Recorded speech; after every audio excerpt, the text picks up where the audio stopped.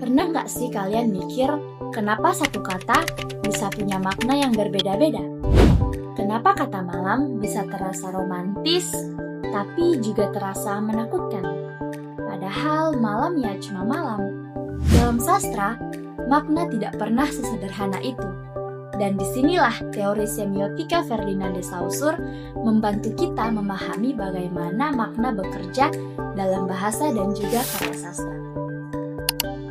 Untuk memahami teori ini, kita perlu mengenal dulu siapa Ferdinand de Saussure.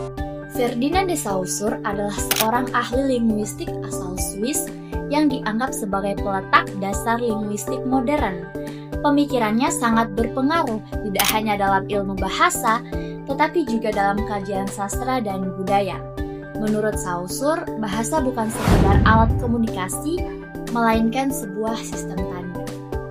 Saussure menjelaskan bahwa setiap tanda bahasa terdiri dari dua bagian, yaitu penanda dan petanda. Penanda adalah bentuk bunyi atau tulisan dari sebuah kata, sedangkan petanda adalah konsep atau makna yang muncul di dalam pikiran kita. Yang menarik, hubungan antara petanda dan penanda ini bersifat arbitrer atau sewenang-wenang. Artinya, tidak ada hubungan alami antara kata dan maknanya. Kita menyebut mawar sebagai mawar hanya karena ada kesepakatan dalam bahasa. Dalam bahasa lain, benda yang sama bisa disebut rose atau rosa. Ini menunjukkan bahwa makna tidak melekat pada benda, tetapi dibentuk oleh sistem bahasa. Saussure juga menekankan bahwa bahasa bekerja sebagai sebuah sistem. Sebuah kata memiliki makna karena ada hubungannya dengan kata lain.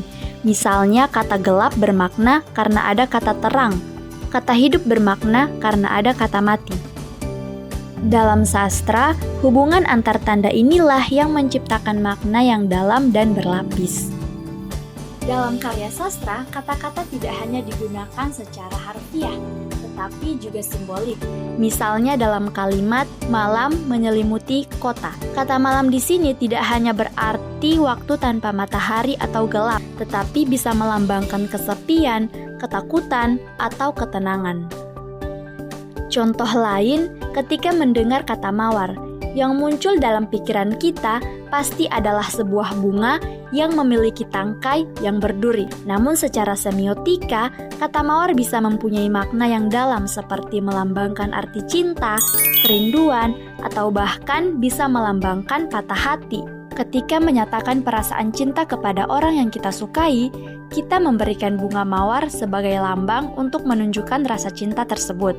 Tetapi, tak jarang juga orang melambangkan bunga mawar untuk menunjukkan rasa berduka atau patah hati.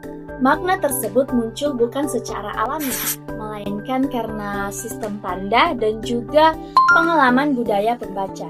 Melalui semiotika Saussure, kita belajar bahwa sastra adalah permainan tanda untuk membangun makna.